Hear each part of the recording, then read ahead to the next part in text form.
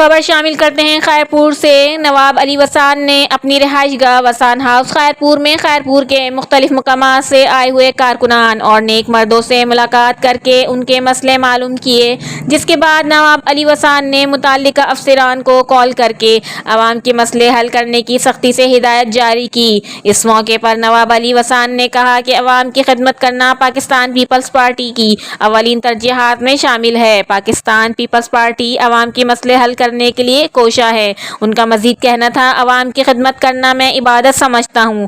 خیرپور کی عوام کے لیے جان بھی حاضر ہے۔ وسان ہاؤس خیرپور کے دروازے عوام کے لیے 24 گھنٹے کھلے رہتے ہیں۔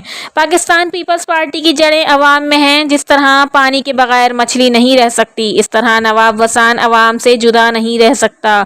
Bureau chief Ayaz Ahmed Soho, Khairpur, CCN news.